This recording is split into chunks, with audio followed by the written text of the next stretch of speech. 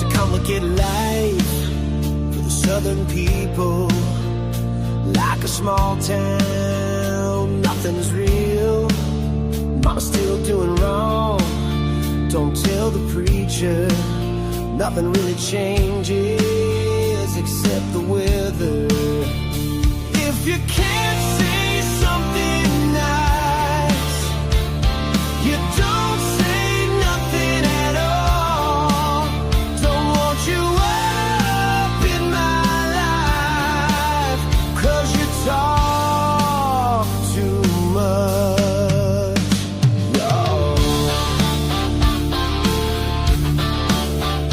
I could leave it all. I'm feeling low. Find myself on a brand new road. If you can't say something nice, you don't say nothing at all. Don't want you up in my life, 'cause you talk too much, y'all.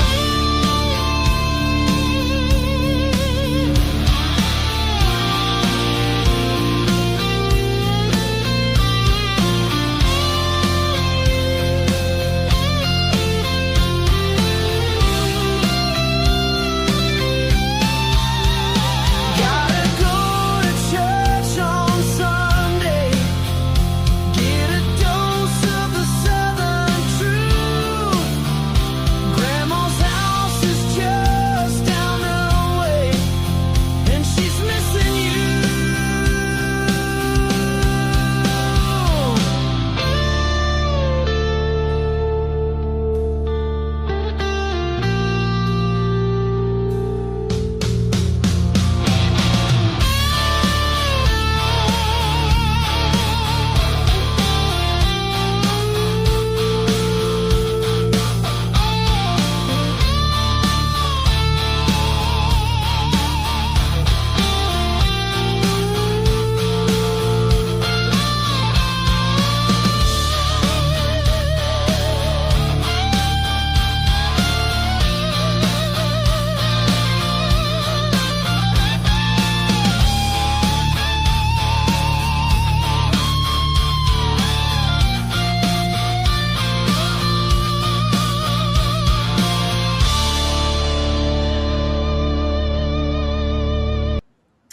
And hello on a Saturday night, rare occasion.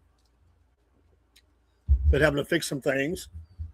StreamYard decided to do something weird with my account, so I had to reload some things. It's still kind of wonky, and I don't know what caused all that, but we'll figure it out. We will figure it out. Thank y'all for being here. Hope you're having a great Saturday. What a beautiful day it has been, and just happy to be here.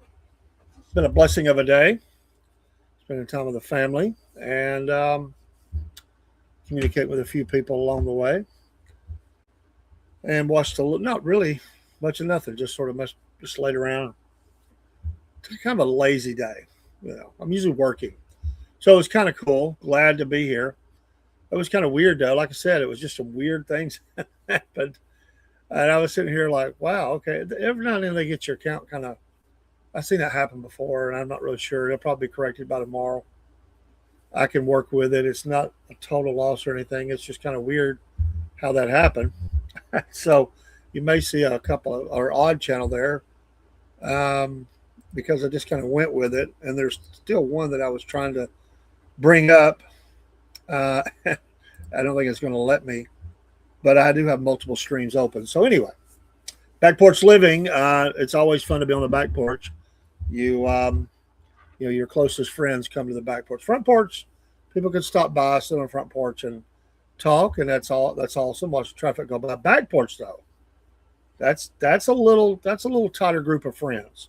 Not everybody gets invited to the back porch. So tonight we're inviting you in. Back Porch Living or Back Porch Life. I kind of named that different things on different platforms, and we're just going to hang out and chit chat if that's okay. And I don't even have a banner up. I they've stripped me of all my banners. I mean, I had some music in there, no backgrounds. It's like weird. All my libraries, but it was my account, but it like reverted back to a previous time frame, and I had to just monkey around with it. It's like, good gosh, like I have no idea why I did that, but it's okay. I don't need a banner. Heck with it. I did load in though a few things because they are important, like our coffee brought to you by Wolf Nation Coffee. The program is, and I've been drinking that today. Well, every day really. Let's see, what do I have in? I think I have the breakfast blend in right now. I have the Bali Blue blend in. I may have the house blend, and I think I have the whiskey aged blend in. We have all four of those in. I'll order every couple of weeks. I order a new pack, just keep it coming in because we drink a lot of coffee in the studio, so it's a blessing. And one of the things also I wanted to show you is Cornbread Nation Radio. Our radio station is active. Tomorrow I'll be updating the programming. I've got to get it. Kind of took a little break after we rebranded everything, but it's always been playing. I've got to update, and then we'll push out the address for that. But we do have a live internet, 24/7 internet radio station. Cornbread Nation Radio is what it's called. And so we appreciate your support. The Hodge twins, don't forget about them. Use that QR code. And when you get you some great patriotic gear, you can also help the Southern Fried. You can also support us monthly. I have several that do that. They do as little as $3 a month. And, eventually there will be some behind the paywall. Since they're paying, we're going to give them a little extra. We're already putting plans together for that. Let's see what else I got. I had to bring up all this stuff again, so they're probably missing something. Let's see here. There is our some of our QR codes to cash cards and stuff, and some people like to know that the QR code for Mammoth Nation. That's what I was looking for. Absolutely, go there. Become a subscriber there. I'm a lifetime member of Mammoth Nation. America First, baby. Great products. I've bought from several companies there. And I love that company. W Energy Drinks. Promo code Southern Fried. Just go to W, their website. When you enter that 10% off, I use it myself. And so we get a little percentage off that if you do that. I use all of these products. I partake in all of them. And so anyway, yeah, it's a few of them. There's a couple of more. We won't inundate you with that tonight. Hello. The birthday girl is in the house. I saw that you were out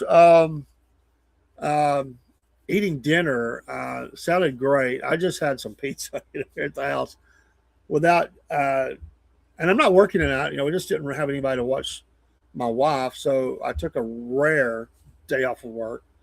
And I don't think this is maybe the second day ever that I've ever missed security of all the years that I've done it. So it's weird. So I said, I got to go on. I'm never off on Saturday night. Eventually I won't do that. Happy birthday to you, cat lady, Miss Jen. Hopefully tomorrow we can do the pet show. She's got a lot of stuff going on too. And we're patient. We both have a very patient outlook, and we try to, we all got stuff going on. So Jerry said he had a couple of hot dogs for supper. Nice. And you got this big revival coming up, man. That sounds like a super duper. You got to know around Oxford, Georgia. Go see Cornish Mountain Baptist Church and go to that revival that's going to be appearing here very, very soon. Go to Jerry's Facebook page, and it'll give you information on that. They have a church page too, I believe. And get you some spring. It is officially spring now. Get you some spring revival. Hey, we all need that. Yeah, I hope so. Just let me know sometime in the afternoon if you're good. I'm going to be working on getting the radio station current programming and start bringing listeners in. So we're going to start going live there too. I never did that because just a lot of things happened and I didn't have time to really fool with it. So we're hoping to do that. We got a big decision to make tomorrow, and so just pray for us. It's a really big decision, and I just need to know if the Lord's timing is in it. It's exciting, but it is it's a door has opened, and we're hoping for that. The oldest man preaching is only about 50, the youngest in his 20s. I did notice a couple of, maybe there's one young fellow there. Hey, we had one at the church one time, and it was supposed to be, the preachers were supposed to be 65 and up, and they were, but one of them got sick. It happens. And so I think my friend Bill, I think he preached that night. And he was in his 30s then, so he was about half their age. So that's cool. I've seen where you do under a certain age, over a certain age, get them young ones preaching. You know what? I was given so many opportunities to preach, and I wasn't young. Like, I didn't announce my call in my 20s because I wasn't living for the Lord.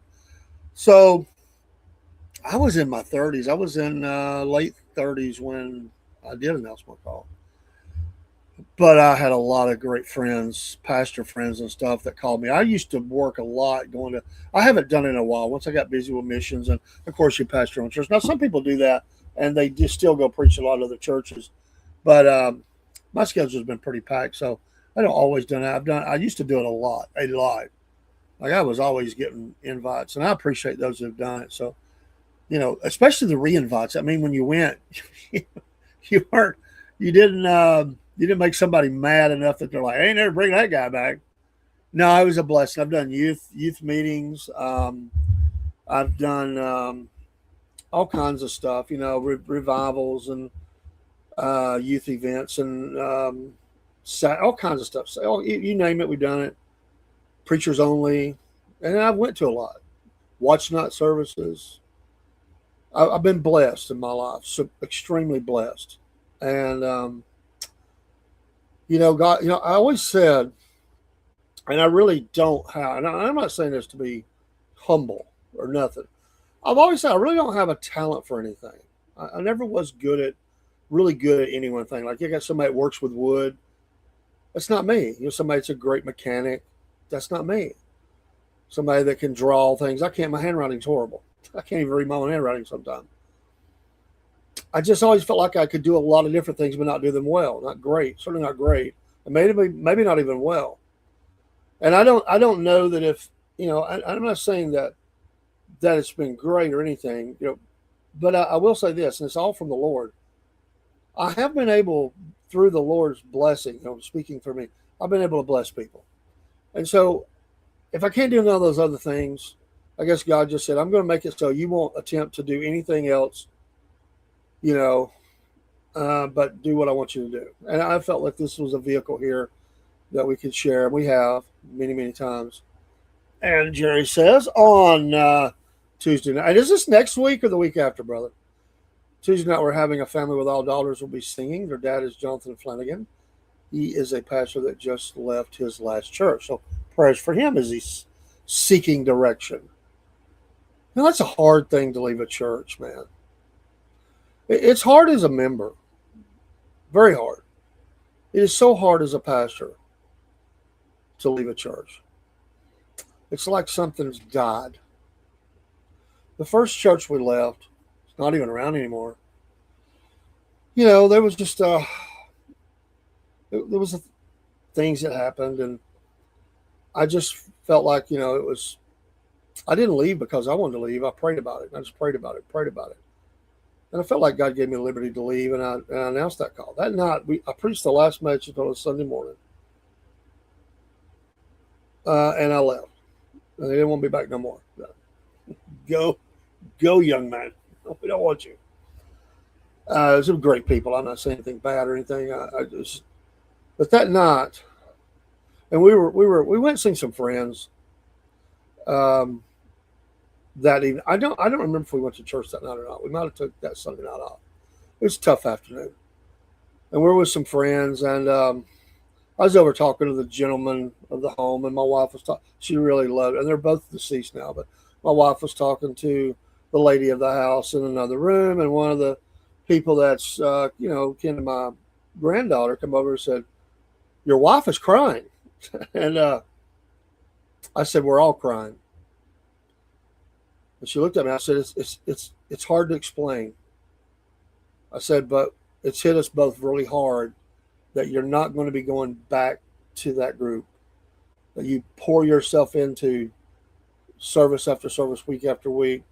The flock and the the prayers and worrying about them, and it's like it feels like a funeral service, and someone has passed. And I said, it stings, and it's gonna take us a while to get over it. But she was like, well, she's crying. I'm like, yeah, we're all crying. I may not be outwardly, but I am. So that's tough. The second Sunday of April is my anniversary. 20 years at Cornish Mountain. Hey, amen. The camp meeting is that week starting the 13th. Awesome, my friend. 20 years. And you know what? God has been so good to you. You know this. I'm telling you nothing you don't know. With all the health problems that you had, and I hope they're all behind you. It was a day, there was a lot of days you probably thought, I ain't going to make that 20.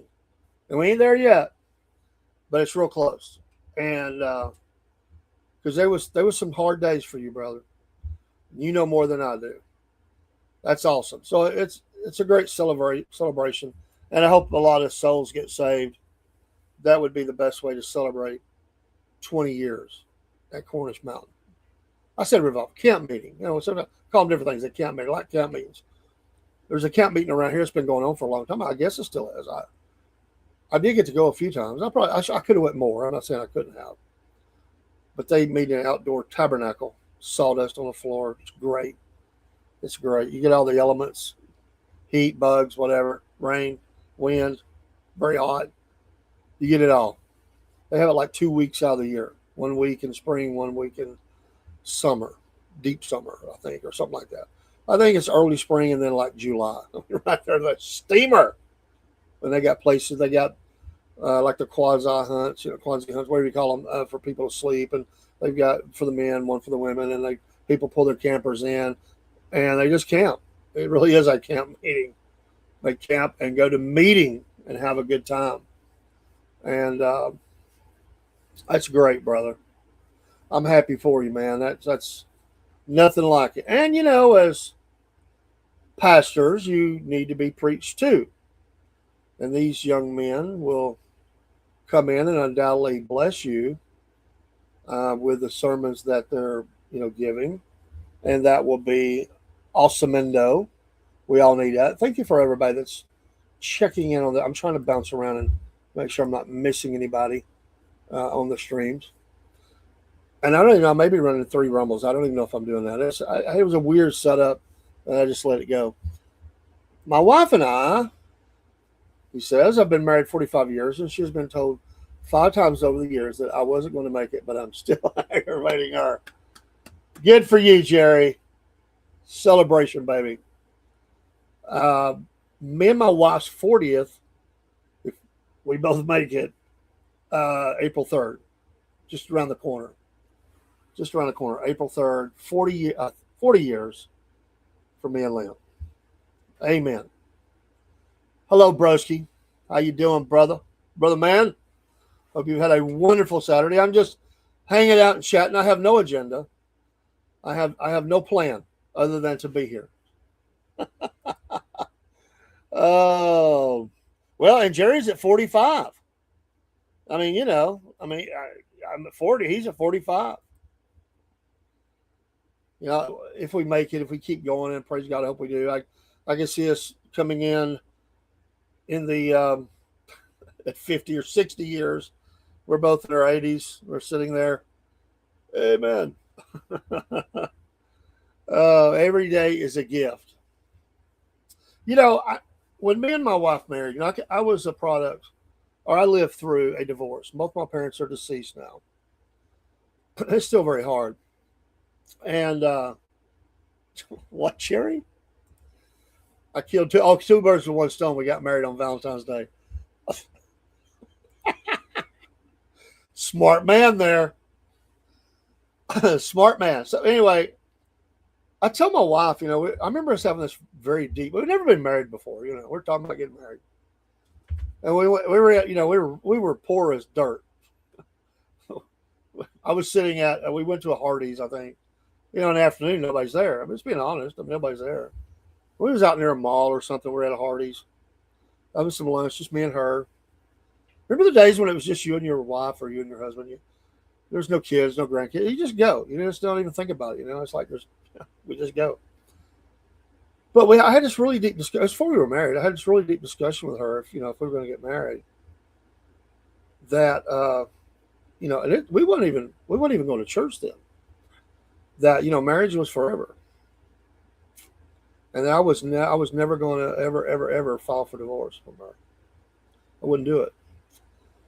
I said nobody can force another person what to do. I hope we would have that kind of marriage that we would stay together forever, as forever is in this life. And I said, but I will say this: and I said this before we ever had kids or married.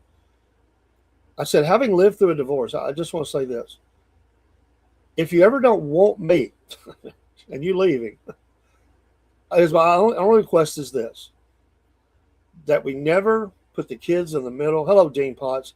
That we never put the kids in the middle of the of the battle. I don't want it to be a battle. It won't be a battle. We always put the kids first. I was having all this discussion pre-marriage, but it got, I didn't want to go through that again. I watched my parents, and my mom was great. My dad, he went through a tough time. There was times we, him didn't talk. It was a extremely rough time for us. Me and my dad's relationship was not great at that time.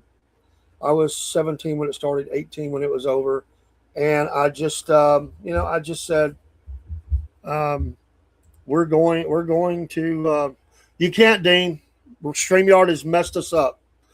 I hope it's all back together tomorrow, but all the admins have been removed, all the backgrounds, all the library. I think they just got a glitch, and it happened a long time ago. They got it straightened out. I'm hoping. I've got all the stuff on the platforms, but everything but a few songs was gone from StreamYard. Everything. And some of the logins were good. The destinations were fine. That's why I say it's a glitch of some kind. I logged out, logged back in. So you cannot log in right now. So don't even try. Don't even try. It's impossible. I'll set everything up again tomorrow if they don't reset it. They did this a couple, 3 times. I think they do updates or something. And if every once in a while it takes like till midnight for it to flip back right. I'm sorry, bro. I can send you an invite if you want to get on screen. I'll be glad to do that. You're welcome to come in, my friend. I just can't. Yeah, I'm sorry. I didn't know you were out there, or I would have told you. I was supposed to go live at 8. Then it was 8:30. Then it was 9:02. I'm like, I gotta get online. So I didn't have time. I can't fix it because it's not there. I'm gonna contact them if it doesn't straighten out by tomorrow. I'll send you a link though. I'll send you a link. Yeah, everything's gone. I'm fortunate I got it. But 2 of my destinations were I had to fix those. Well, one of them is still not fixed. It's just been a big mess. I just learned to roll with stuff. You know what? It ain't worth losing your lunch over or anything. Let me find your name, Chaser. There you go. If you want to come in, you're more than welcome. Any of the other entities out there, if you're watching, just send me a message. Biscuit Boy, Midnight Rider. Any of y'all want to come in, And they're not used to me being on. Dusty, Desi, y'all happen to be watching. I'm just hanging out.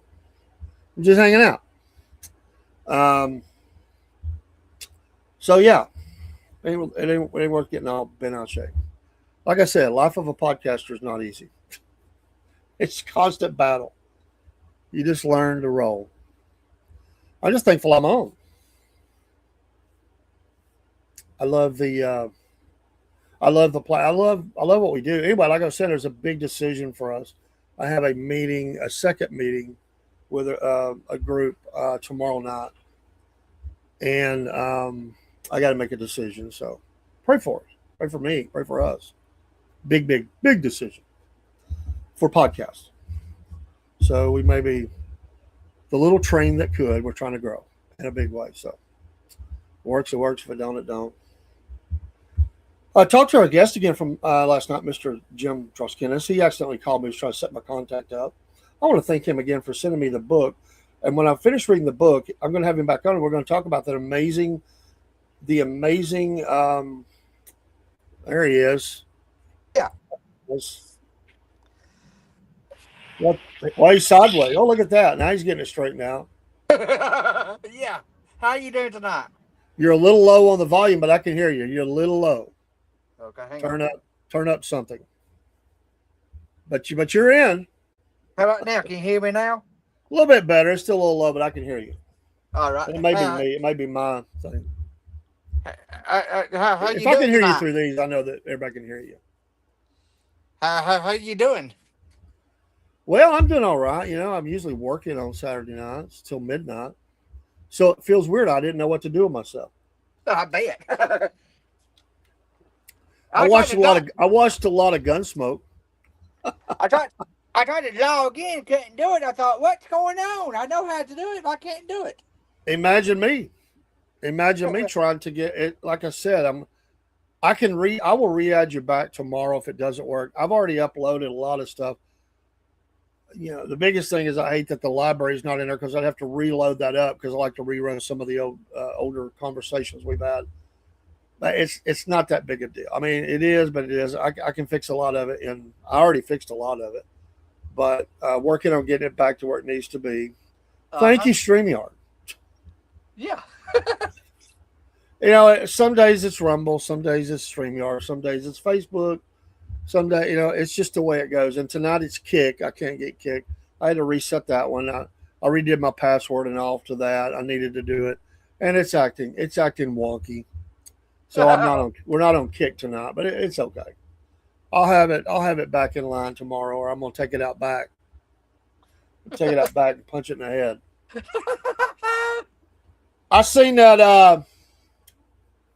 Was it Algier? He won the yeah. race. Yeah, Justin Allgaier. Allgaier. Yeah. Yeah. Well, he's a good driver. He is a good driver. Good guy.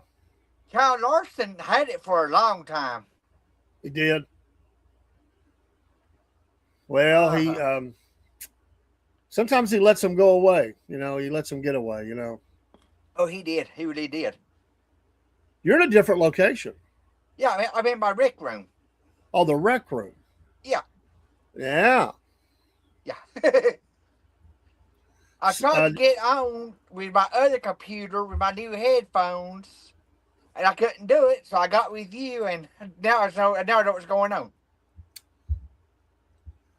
Yeah, imagine the surprise I had. I mean, I signed right in. I start looking for backgrounds and stuff, and there's nothing there.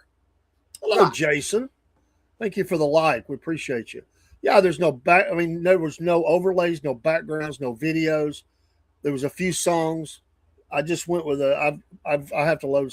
I've already begun loading a lot of stuff back in, and I can fix all that and have all of it basically within an hour. I'll have all of that back together where it should be tomorrow afternoon as I'm uploading to the radio station. But I really need that library fixed. That's the biggest thing is I want the library back because I do that from my phone. I set up a lot of shows for replay through my phone, and I don't have all that. I mean, I can go get it and download it, but it needs to be aggravating. There's platforms I can download it from and then do it, but it's just like, come on. I think it's just a glitch. I'll figure it out tomorrow. It'll probably reset. See, they're not used to me being on Saturday night. So it's like, hey, we'll do all this work while Dave's off or working. And I haven't signed on Saturday night in a year probably. And that was, I took a vacation or something. I'm never on Saturday night. I run live replays and stuff or initial runs. We've done recordings we've released of people on Saturday night, but I've never been, I'm always working. And, I don't want to be coming in from the workplace, Right. I knew a girl that got fired doing that. Oh. She was on her security job doing live YouTubes. Oh, Lord. And somebody reported her and she lost her job. Uh-oh. She's sitting right there in uniform, I get it. You're working through the night, but you can't be accessing and going live. You're supposed to be doing your job. That's right. So I That's don't do right. that. I might text somebody or watch somebody's live, but I'm not going to go live. I'm not going to do that. Right. I You wouldn't have to either. have character and integrity, and maybe a bunch of other dumb things. But there's one thing I'm not going to, I'm not going to do. I'm not going to lie. I'm not going to, in any way try to damage my character or anything or my name, my family name. Right. My son, I talked to him earlier, and he was talking about some stuff, and he's like, "You be sure to tell them the truth." I'm like, you forget who you're talking to? I'm your dad. I don't lie, and you know that. You know what I mean? I just meant you tell them stuff that we talked about. And I'm like, I got you. But you said that's like a Biscuit Boy comment. Really enjoyed the show this morning with Biscuit Boy. He's always great. he's a mess. Yeah, he is. I I went got a new computer today. You got it already? Yep. So I know what you'll be doing tomorrow. You got that right. That's a lot of setup. I did Downloads, most passwords, of it today. all that stuff. I did most of that today. Okay, good. Yeah. Well, I might go live during the race. The what now? I might do it. Really? Yeah, really. Great. I might put it up on the TV and go live. Talk about the race. Okay. So, in your spare moments, if you want to tune in, Okay, I will. I'm just going to turn the sound down and watch the race. Do as Jerry said, two birds, one stone. That's what he said. Yeah. I start to say two stones, one bird. uh-huh. It was Jen had her. I don't know. Was your birthday today? I think it was yesterday. Was it today? Actually, today or yesterday? I can't remember. If you're still out there wandering around, she's 19 again. Good Lord. I always tell my age. I'll be 61 in May. May 6th. The what? I'll be 61. God. And the chaser will be about 55. Yes, I will. You amazed I remembered that? Yeah. Paul already turned, Biscuit Boy already turned 61. God. I don't know how old Daryl is, Midnight Rider. I don't know how old he is. But anyway, I was going to say, I talked to Mr. Groskinnis, and he's going to come back on, but he is such a nice guy. He had some very kind things to say about the podcast and about us and how we made him feel comfortable. And he really liked what we were doing. So very, very kind. I appreciate that. Rusky wants to know, is this your man cave? Yes. So what's in Dean's man cave? You got a birdhouse hanging. It looks like the same one I got. Is that a Georgia birdhouse? Yes. Okay, I got mine at a flea market. What is he's got the NASCAR sign. What is the thing hanging off of the birdhouse? What is that? That's a lucky dog from Aaron's Lucky Dog. Aaron's Lucky Dog. Okay. Yeah. I know she got the NASCAR thing. Yeah. So he's got his little cubby hole. Dean's man cave. Yep. I stay down here most of the time. my own little getaway. Your own little getaway. Yes. You just be by yourself. Are you drinking beer? What are you drinking? Root beer. I thought it said beer. I knew it wasn't beer. I do like root beer. I'm a fan. I reckon I'll spot root beer very quickly. I like root beer. I remember when I was a kid. That's a good root beer bug. Yeah. But then you need to be a professional on this. If you're going to do it like you would do with real beer. You gotta get that frosty mug and pour that root beer in it. Man, it'll be so good. That's the best way. Yes. But when I was a kid, I went to my uncle. We went down to Florida with him a couple of times. We did a couple of visits down to West Palm, and somewhere around West Palm, for the first time in my life, we didn't have them up here at the time. The A&W root beer, place, where back in those days it was more like a you pulled up and they come out, kind of thing, and you could eat food, but you could get. It was the best root beer I'd ever had. I always had the cheap. No, what was it? Shasta root beer. Remember that? Yeah. You could get back in the day. You could get 5 cans of Shasta at the store for. It's like $1. I mean, my mom would buy me a couple of bucks worth, or maybe even $3 or $4. My dad didn't know that because he's always complaining. But she'd get me some. I'd get the orange, the grape, the root beer. I think that was it. I didn't like that whole vanilla, whatever it was that they had on that. But I did like that, and that was my treat on Friday night. I would have the bottom of the refrigerator was my cans getting cold. And, of course, I drank the root beer first because I liked it the most. Then I'd go to the orange, and then the last would be the grape. I liked them all, but that was the order that I liked them. And I tried to make them last, but I always run out. And she'd usually get me some, like some candy or something, Yeah. Some of those sticks, it's just pure sugar. And you cut the end. And I used to get some of those as a kid.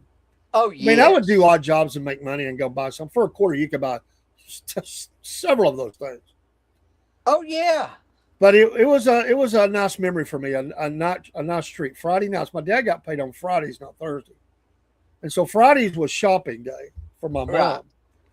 And she didn't buy. I mean, we were very frugal and all that. But she always got me those things. That was mom looking out for me. Right. And I was not a kid that asked for a lot.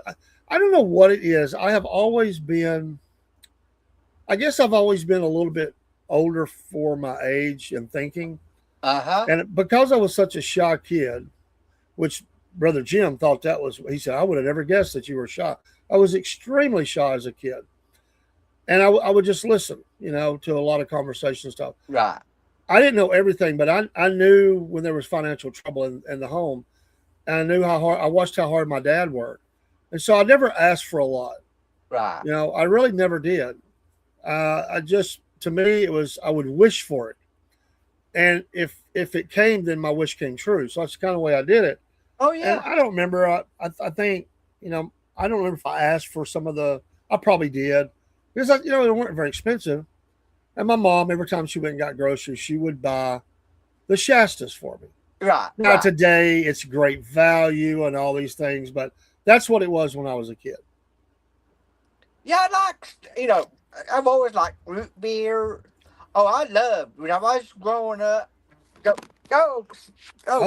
Dean has dropped his camera. Yes, It's blackout. It's blackout in the man cave.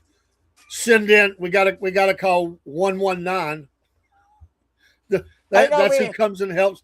They come and help men who have fallen out in the man cave. Okay, hold. We hear you, but we can't see you. We have lost radio transmission in the man cave. Yep. Dean took a tumble. Yeah, I did. Got him excited. He's lost his way. You are froze. I can't get you. Hang on. We're getting the little spinner, so your network is, but we can hear you. I can hear you. Did you actually turn your camera off? I think you just turned your camera off. Oh, check that. It's easy to do. Your microphone, your camera. Hey, there he is. Okay. He is back. He is back from the man cave. He's okay. You got all excited there, Dean. Calm down. I don't know what happened. I just dropped my phone. He got to talking about all the root beer stuff. He got all excited, and dumped the camera. I loved going to the store, getting like Kmart and getting the icy. I loved ices. Oh yeah, the ices were great at Kmart. Yeah, they had the little diner back in those days. Yeah. And every once in a blue moon, my mom would take us in there and get something. I used to love going there and smell that. But the ices were great. I mean, they were cheap. Yeah. The blue light special. The popcorn was awesome. Popcorn, forgot about that. Yes. My mom always for school, somehow my mom always came up with the money. I don't know how she did it. Because when I think back, I think about how little money my dad made and how she made that work. But always for school, she got me 5 outfits, and they were always from Kmart. Yep. But shoes, socks, the whole deal. 5 pairs of pants, 5 shirts. She had me ready for school. Right. I was expected to take care of that, and it was supposed to last me all year. But that was like a crazy, like $100 investment. Right. I was probably my dad. I mean, he worked 2 jobs. On his main job, he was probably only bringing home $75 a week. Good He Lord. worked a second job, made another 35 or 40 more on weekends or whatever it was. Maybe it was 25. I don't even remember. But he made it work. We were frugal, and we always had food on the table. Yes. Beans, taters, Yes. cornbread. Yes. A little bit of meat. Yes. Sometimes it was frozen meat that we just put, Well, my dad worked at Combustion downtown. Oh, y'all had money. He worked at Combustion as a welder. He was a welder. Oh, I forgot. And on Friday night, there might have been some we missed. My dad, he had the only time we ever ate out. I mean, it was a rarity. I mean, a real rarity. My dad liked to go to McDonald's. So Friday night was McDonald's.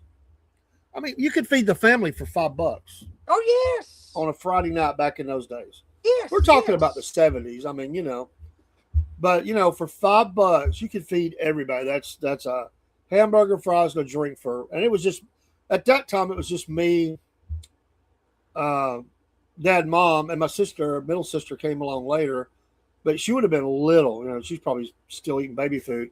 So that was a big memory, but he would do that on Friday nights. Sunday was always Sunday dinner, Yeah. That's something that still most people do. Not We do too. with my wife's health, we haven't done it in a while, but my wife always had a Sunday dinner, unless we were going out to eat. But yeah, and then it was you don't have pinto beans at least 3 or 4 days a week. Let me show you this real quick. All right. We're getting. What is that? Oh, that looks like that's Jeff Gordon. Yep. That's your little pops. Yeah. I like it. Look at some of the vault. That's right.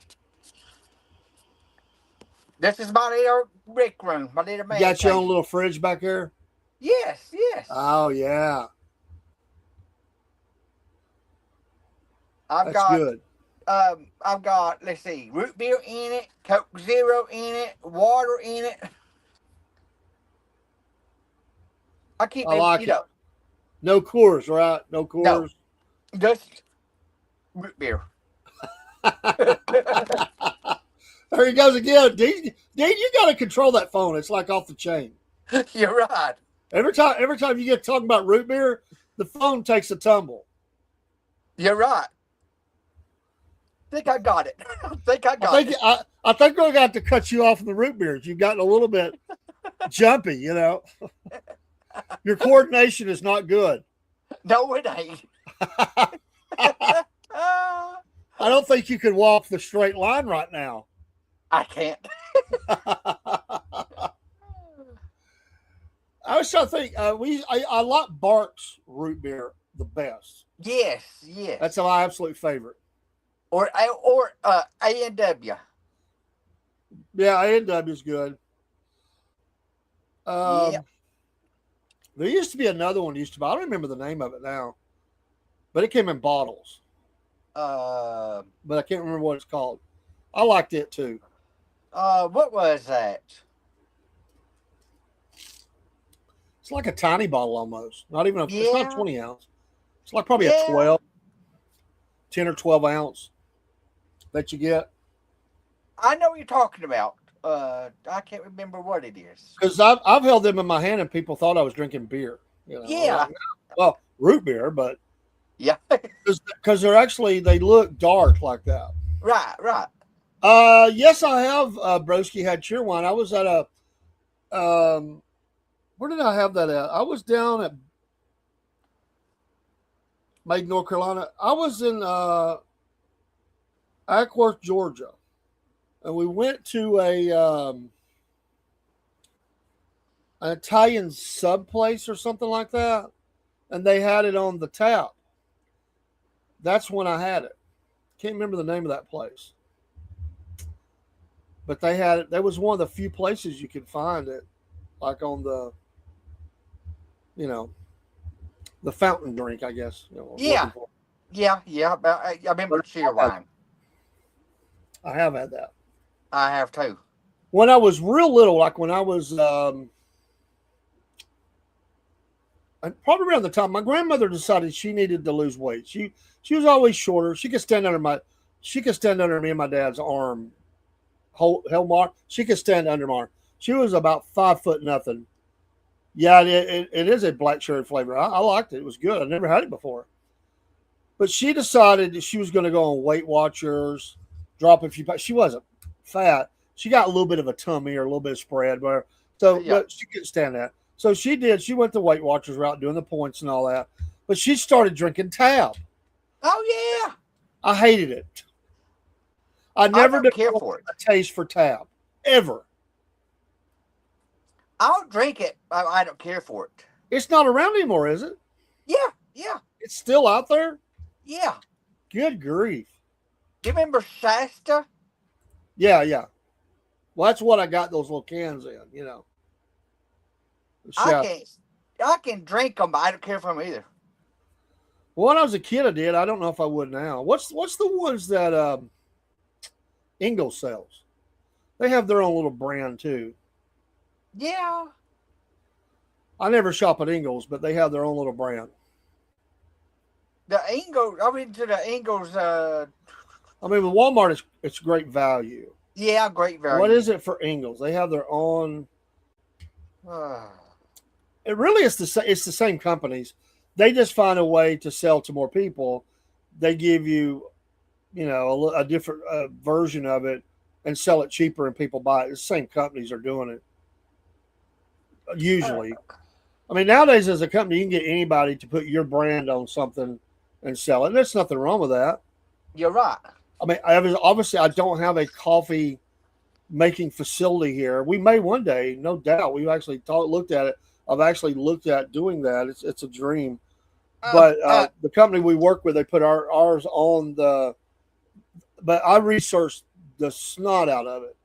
I spent months narrowing it down to 3 companies, and then really dug in even deeper and decided on what the companies be. And I've been totally pleased with what they do.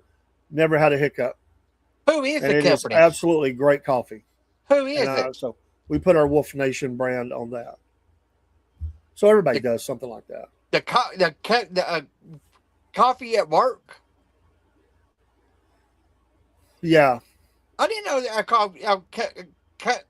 coffee at work was Wolf Nation.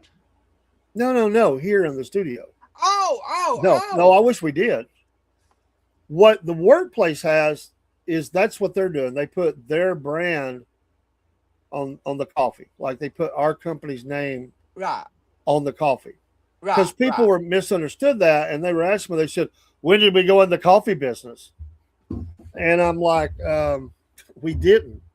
And, you know, people were upset about it and kind of, you know, felt like they've been lied to and all this. And I was like, no, that's not what's going on here. What you do is it's a benefit. We don't pay for it. It's a benefit to the employees. And they're probably giving them a deal because they spend $1 million a year, as I heard. I don't know if it's true or not, on all that benefit. But, you know, the coffee and the water and everything that we get that we don't pay for. I mean, they're paying for it. Uh-huh. But the branding goes on the pods that we put in. Uh-huh. And they have some other brands as well. You know, some of them they took out. I like. Now, I want to say that my favorite kind right now at work is the Mac Cafe. Yes. That's my favorite. Mine too. I drink it every day. That's my favorite one. Broski, ever drink Doritos, the Mexican soda? They make it with cane sugar instead of corn syrup. I don't think so, Broski. I ain't either. I mean, can you even get it around here, Dean? I don't know. Ingles has got that Lower Orleans. No, is it Lower Orleans? My soda days are long gone. I got you, broski. Do what? Ingles, Lower Orleans. Oh yeah, it's something like that. You're right. It's not Loretta Lynn. No, it's Lower It's Orleans. Lorelei or something like that, or something. Yeah, that's it. That's it. Lorelei, something like that. Yeah. You got me wanting to try it, broski. I'm gonna have to look it up. I'll order it in if nothing else. Because honestly, I like things better in bottles. I do too.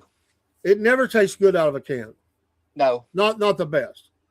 No. You can take it out of the can and make it a little bit better by putting it in a nice cup of some kind. Yes. The can is never as good as the bottle. Never. No, it to ain't. me. No, it ain't. It gets colder. It's just better. Nothing like it. You're right. You're right. And in a can, I mean, even if you put it in a koozie, it just seems like it gets hotter faster. I don't know. I think it does. Yeah. It sweats more, I think, or something. I don't know. Yes. You're right. Cheer wine is in bottles. It's made in cane sugar instead of corn syrup as well. Okay, I didn't know that. I didn't either. Yeah, and I wouldn't do a lot because I wouldn't want to, but I would try one. I would too. It'd probably blow my head up like, wow, the sugar high. Hey, Yeah. I'd be like Biscuit Boy jumping up around the studio. Yeah, me too. He said, I don't know how you do it, Dave. I never get up.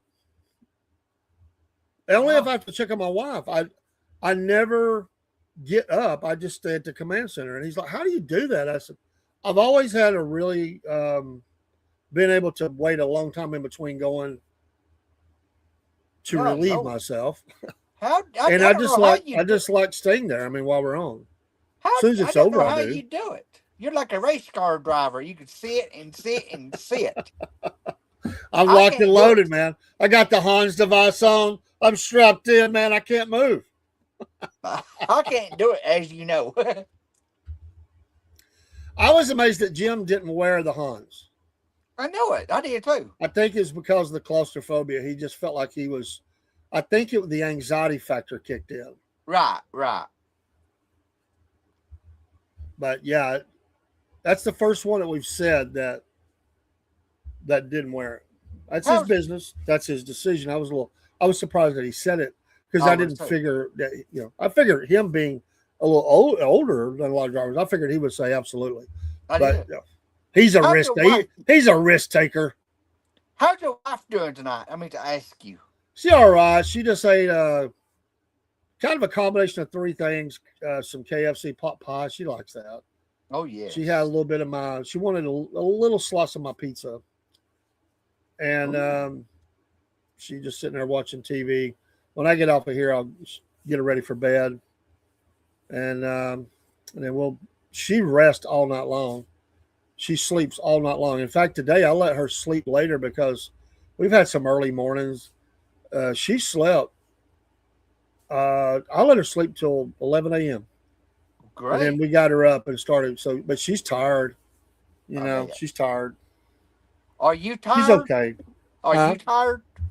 Am I tired? Yeah. I'm always tired. But I slept a little bit longer today. I took a nap. I mean, I feel good right now, but I'm always tired. I don't sleep as good as I should. Right now with her, I wake up a lot of times just checking on her. It's like, it's like when you're kids. Yeah. Mamas will wake up and go check on their kids, several times a night. I think that's the way it is with me. I just wake up, make sure she's not, that she's okay. Right. Because she can't speak. She'll take her hand and bang or something, but at night she never does that. So I just make sure she's not looking at me or, trying to get my attention or something. So I do that a lot through the night. So tell her that I said hi. I sure will. I appreciate it. She's heard from her son today, both sons. She heard Paul sent well wishes. Now you have, and she appreciates that. She did give me the wink though. She gives me the wink. Oh, That's her way of saying I'm okay and I love you. Yeah, tell her that I asked about her and think about her. I sure will. She sure appreciated that gift that y'all gave her. It's hanging up in the living room, so Oh, she can see that every day. my mom. We kind of living room exists. We put the hospital bed in the living room. I sleep on the couch, and we just hang out there. Other than going to the bathroom, she pretty much is in the living room. Right. So it's easier access to the door and leaving, going to doctors, going to. She still goes out and shops with her. She goes with Jeremy. They've always done that. Right. They'll go hit the store. They went not today. Yes, I see Thursday. Uh-huh. He got her out early, and they hit the store. Okay. It's still some freedom for her to get out Yeah. Yeah. and feel like she's got some kind of control in her life. Yeah. Yeah, ladies like to shop, so Yeah. Mom does. Mom goes to the store. She'll shop and shop and shop. and Dean sits in the car and waits and waits and waits. I've done that. Yeah. What are you drinking? Oh, what are you drinking over there? Water, Oh. ice water. I put the ice maker in the studio that my wife somehow ordered 2 ice makers. I don't know how she did that, but I said it's okay. I'm putting it in the extra one in the studio. Right. So we have the nice crushed ice in here and bottled water, and so I'm being a good boy. See, I put that out of it. I got to get some more ice in a minute, but I drink a lot of water these days. I still drink a little bit of soda, but coffee and water, man. Coffee and water. Every once in a while, energy. I'll put the packet of the sugar-free stuff in the water bottle, shake it up, and do that. I do that too. I get bored with anything that I'm doing the same all the time. I have to have a little bit of variety. So if I drink a bunch of water, I'm eventually going to want a coffee or, some fountain drink or something, and then I'll go back to water.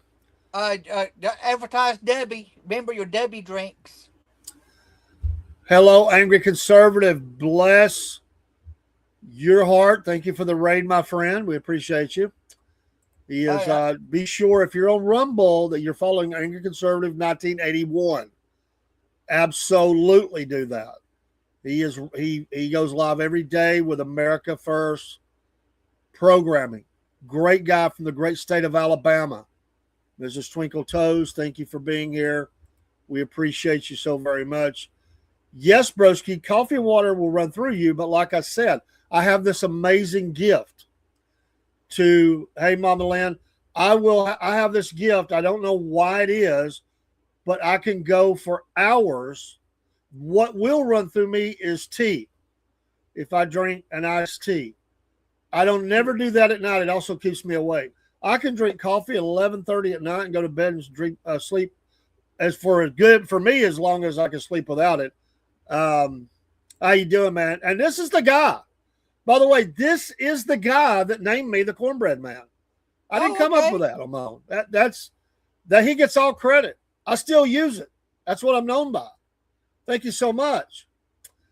Thank you, Mama Lynn, for being here. She's agreeing with Broski. Hello, Serene Pickle. Appreciate that. Y'all are awesome, awesome, awesome. Thanks for stopping by. Y'all are great people, and I know that anybody that comes with Angry Conservative, they're awesome, awesome people, and we appreciate you stopping by. I hope y'all had a great show. I know you did because if you were Angry Conservative, you had a great show. Angry what now? I put his name in Angry Rumble. Conservative 1981. Angry. He's a Yankee, Dean. He's a Yankee, but he lives in the South. He is a graduate of Ohio State University, and he lives in Alabama. Okay. As he would say. Yes. Well, you kind of figure things out, broski. Yeah. I appreciate your friends stopping in and saying, hey, if nothing else to you.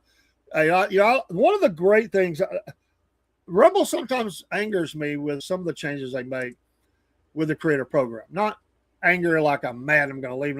And it's like this month they made a little change. It's like, oh, come on, man. It's a little ridiculous. But the greatest thing they've ever added in was the raids. I had never done the raids. Nobody ever really taught me how. I just didn't know how. And the first 3 times I tried it, I failed. I'm like, what? This is so easy. What am I doing wrong? I finally figured it out. And we only have to do, yeah, he's a college boy. He just went to the wrong one. Yeah. Yeah. I'm glad y'all do. One of these days I'm gonna stop back in. I try to get around to. I go to Kim's Coffee Talk, and I hate that Killer Carl's not on the platform anymore. James Empty Pockets, I go there. I went to AC. I go to there's a handful of more, but I like the platform and I like the people. I haven't there. People that are the content creators on Rumble, I have never run into one that was a jerk. I have run into a few that just are on the platform, but that'd be any one of them that are jerks. And there's trolls and they go around. Every once in a while, they'll jump in here and say some stupid stuff and then they'll move on. I don't even put them on the screen. I let it sit there. I don't even acknowledge it and they go on. But the platform, the creators are the best of the best. That's nothing against anybody that's in any other platform. But I have never. He does put in the work, broski. He puts in the work. He's awesome. You your packets of energy drink. Yes. You're supposed to advertise Debbie. Remember Debbie? Yeah, Debbie. Yeah, and I do. Okay. I'm just keeping you on that. You did well. You wasn't on earlier, I think, when I put that on screen. No, I wasn't. I did do that. Okay, at least you did. But you'll keep me straight. But I did do that. So to prove it to you, I did show the coffee. I did show the Hodge twins. Okay. I did show the monthly support. Okay. Somewhere in there, I did show the W. I don't remember where I did with it now, but it's out there. Okay. Somewhere. Oh, there it is. There's the W. That's the one I put up. Okay, there you go. And the Mammoth Nation. I did. See, I did. Okay, that's good. And he's been off the chain here lately. I'm supposed Wow, to. he's done 73 raids for the month. Bless you. You're awesome, man. That's a nice goal. I could do that. You do a lot of programming. Hey, yeah. Have a great night and have a great, hopefully a great day at work. You can. Some days you're great at work. I can. I'm usually working on Saturday nights. But Dave, you don't do nothing at work. You just sit there. It's all up here, baby. It's this steel trap mind. It's just working. You don't do nothing. The problem is I forget half of what I even want to think about. You sit there all day not doing nothing. I know where your office is. You see me working at the computer like a mad scientist.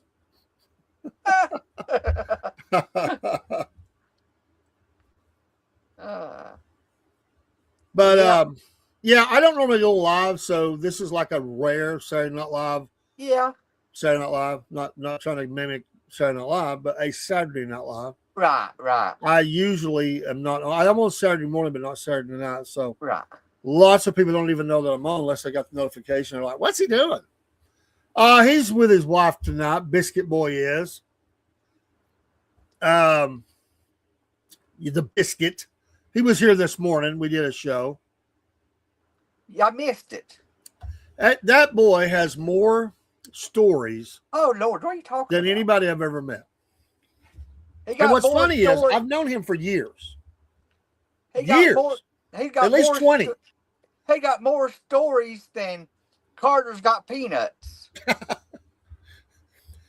All the stories that he has shared, I never heard them before. And I know a lot of Paul stories. Never heard those. He's amazing. He is. I like Paul. Cornbread and biscuits sound good. Just to eat some chili and gravy. I agree. Not chili and cornbread. No. Dean, don't make yourself look bad. Chili and Fritos. Well, I like chili and Fritos. Okay. chili and crystals? Oh, come on, man. You're the kind of guy that would dip French fries in mayonnaise. No. French fries and barbecue sauce? Yeah. Ugh. I can't do that stuff, man. Disgusting. French fries and chili? Yeah. Well, I've done that. Okay. My wife makes a good chili. If I'm going out somewhere to get it, Wendy's, I like it. I like Wendy's. Steak and Shake, I like theirs. Yeah. Crystal, theirs years ago. I never buy it anymore. Oh, I do. Oh, I don't like the flavor. They changed the flavor. I never cared for it again. And although it is loaded with salt and it's not good for you, No. I have eaten Waffle House chili, Birch chili, but it's salty. Oh my gosh, it's salty. Broski, he is for the dipping fries in mayo. No. Come on, man. I'm not. Oh, I shouldn't even have said that. Now I could almost like see it and taste it. Oh, I can too. Oh God, you're sick. He knows I'm a picky eater. I don't eat all that stuff, man. You know, if I ever was caught like a prisoner of war or something, they wouldn't have to, do like vicious stuff to torment me. Just make me eat crap food. True. I'd be throwing up every day. I mean, that'd be torture for me. I could, like, burnt meat or something like that. But they would be giving me stuff like mayonnaise and stuff, which I don't eat. Give him some more mayonnaise. You know what's you put mayonnaise in your hair? I've heard of people that do that. We'd be bad. Listen to Taylor Swift. That's torture. Don't be talking about your secret love there, Taylor Swift. She's that's your imaginary friend. No. You have dreams about her. No. You dream about you and her walking on the beach. Oh no. Kelsey's like little Biff. You tell him what to go do. He's your chauffeur. He drives you around. You're drinking tonight. You're really drinking stuff tonight. Broski, yeah, but I gotta tell you, I'm weak. I know this is going to come across as weak. I don't like hot foods. I just never have liked hot foods. I mean, like this hot, like burns you. I like food to be warm. I'm talking about spicy. And a lot of Indian food is. And my system just cannot take that. Having had my gallbladder removed, it's even worse. Oh, God. And there's certain things I stay away from. Hot foods, spicy foods. I still eat onion, but I have to be careful with that. It will really mess me up. I like a good Vidalia onion. Oh, yeah. Those are good. But they are stout, and I have to be careful with that. So I try not to eat as much of it when I do. But Indian food's good. It's good to keep you burn all the crap out, I guess. Yeah. It's good food, though. I've had it. It's like Thai. I mean, there's different things. I mean, it's kind of close. Right. I do like that. I love spicy food. My son and my wife are like that. One of them, or those two. One of my sons does not, but Jeremy can eat just about anything that's hot. Some I do, some I don't. I just can't do it. Me and a friend was in. We used to do some war between the states reenacting, and the first battle I ever did was Resaca, and we're standing in line, and my friend had his gallbladder removed way before I did. And me and him are side by side in the column. He's right here on my right side. He says, "Dave, hold my gun.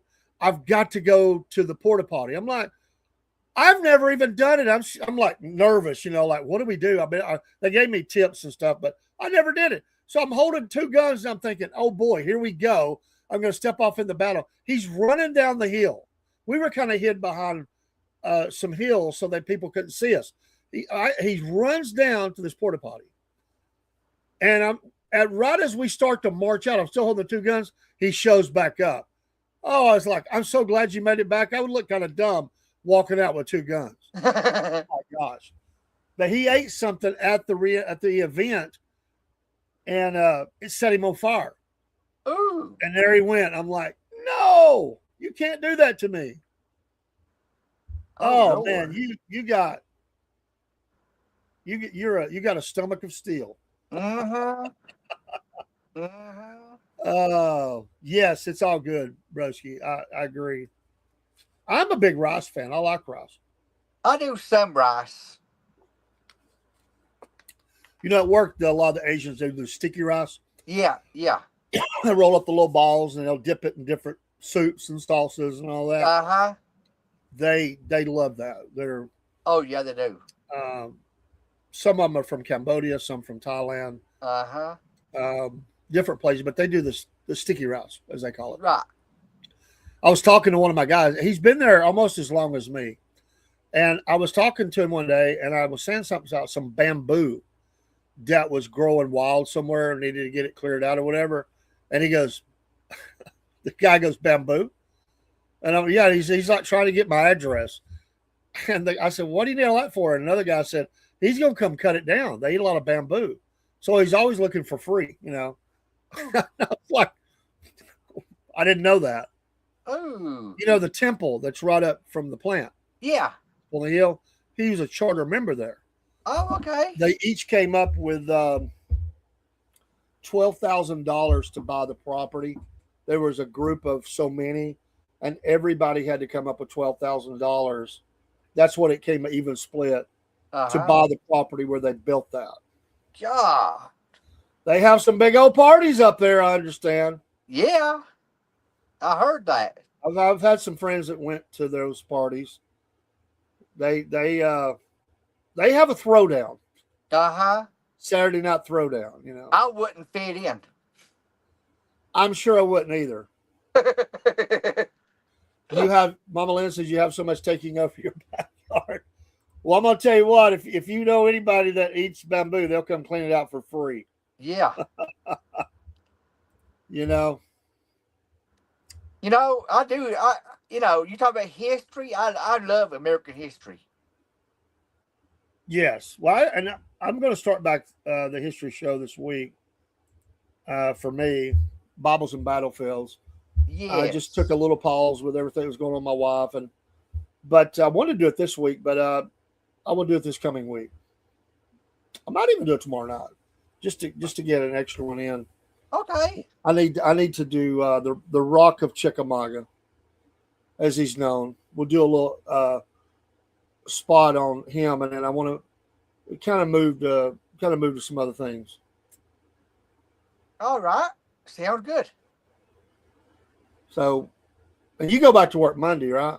Yes. Yes. I work Monday. Yes, I work.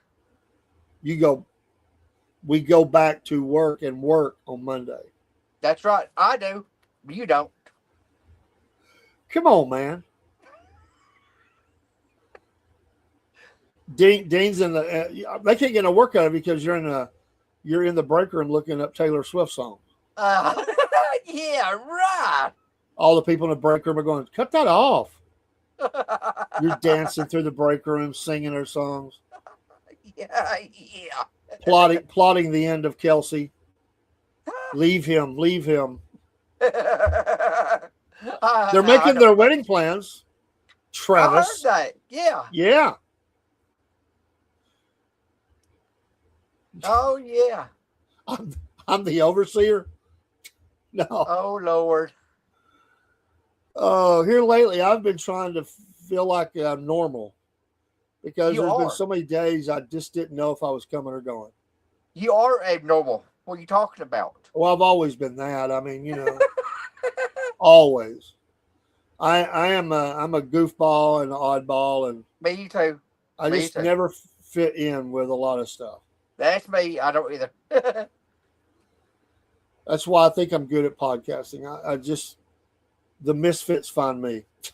Me too. Not that any of you are misfits, but I I do seem to attract it. do too. It's like there's an idiot. We fit in. Let's go. Let's go. Oh, a gift of gab. That's all I really have. And it's That's it. not really anything of value coming out other than when I speak about the Lord. It's just mindless drivel. Well, life's But too but short. at least Dean's locker door full. Taylor Swift spread is. All right, Oh yeah, broski. his locker.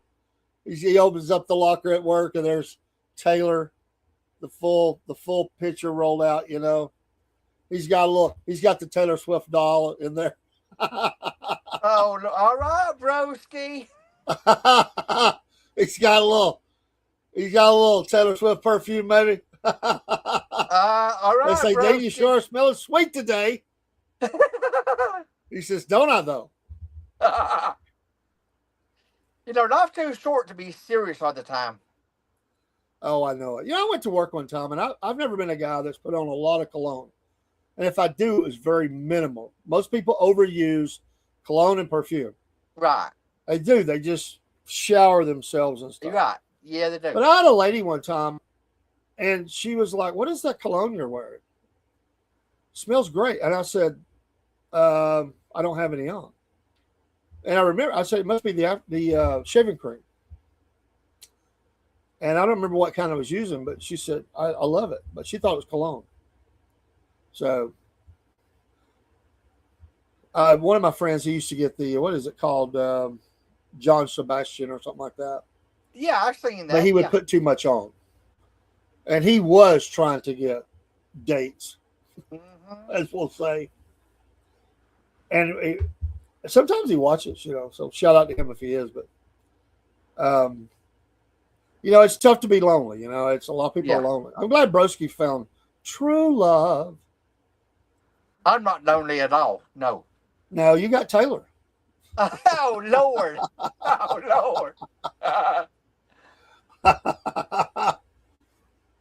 I got too much going on to be lonely.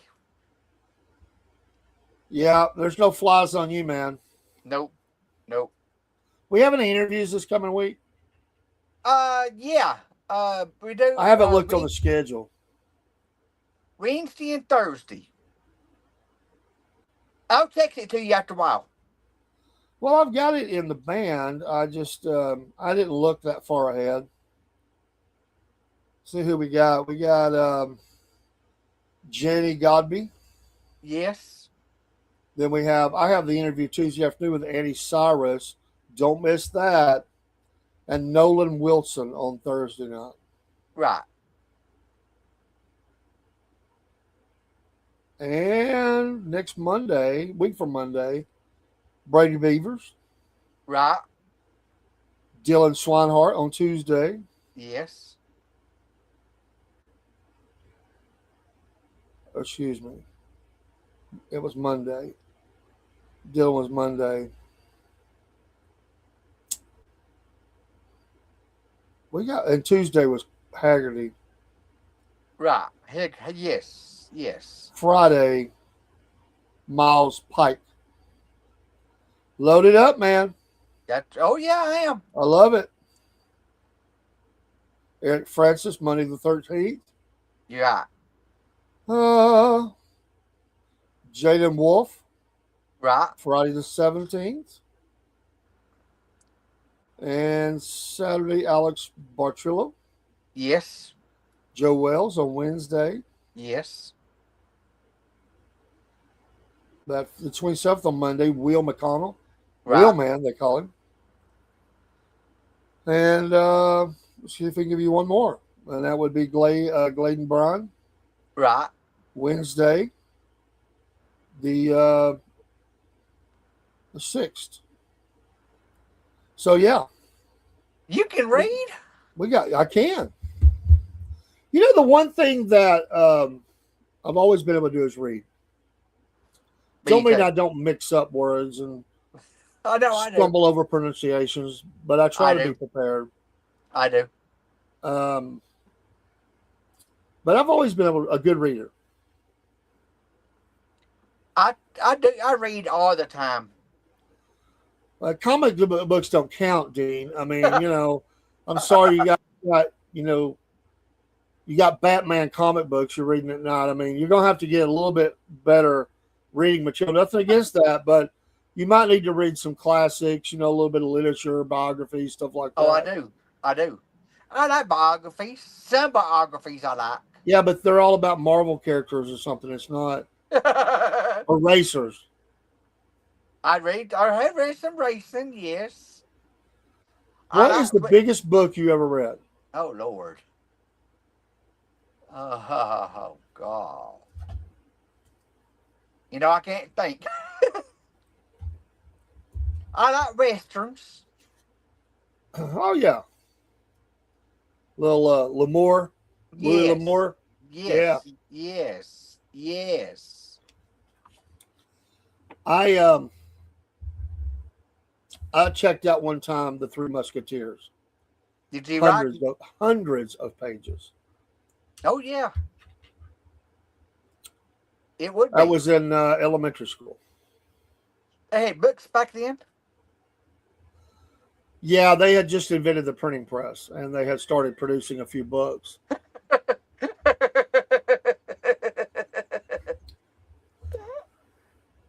It's getting late. I'm getting smart.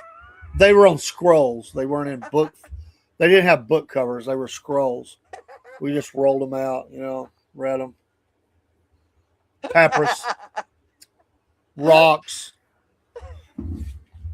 burned into wood slabs. That's how we read back when I was young. I'm gonna pay for that. I'm still the guy that likes a good book. In fact, I'm going to read this book. I just got this in. I would love to interview this guy. I don't know if we can get him. Maybe we can. But it's a book called Kill to Order, and it's about the harvesting of organs in China. And this is a pretty new book. I don't know how long. I mean, it's not brand new, but it hasn't been out there too long. And I ordered it. I haven't started it yet. I'm going to start it. And I might see if I can get him on. Harvesting of what now? The Lost Cause. I don't know if I've read that or not, but I think I've had it recommended to me. The Lost Cause. I don't think I've read that one. This What's book. it called now? This is 2026, so it's new.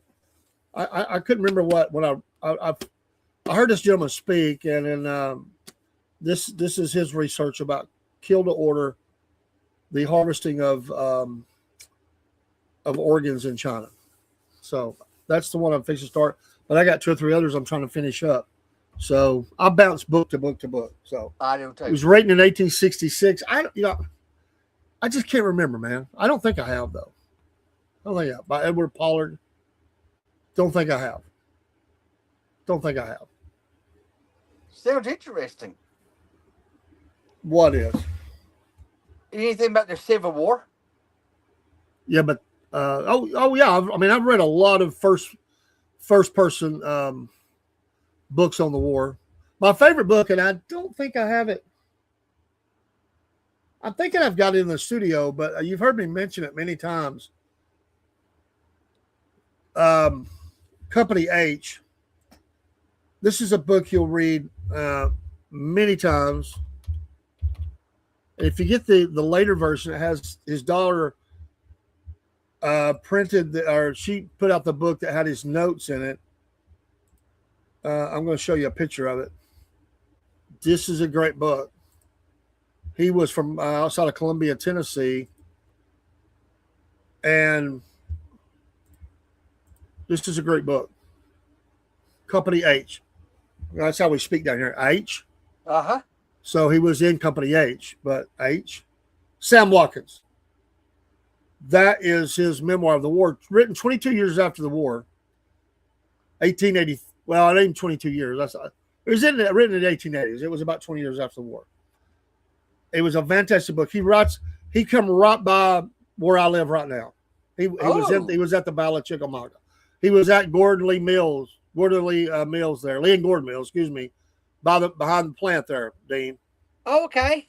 He was in he was in Chattanooga. He was on Lookout Mountain. He was in Dalton, Resaca, you name it, he was there, all the way down to Georgia and back up. He was in Virginia at one point. It's a great read. But I'll tell you another one that I liked, and it was from a Yankee perspective. And this guy was See if I can find it. I think I got his first name wrong. I know I do.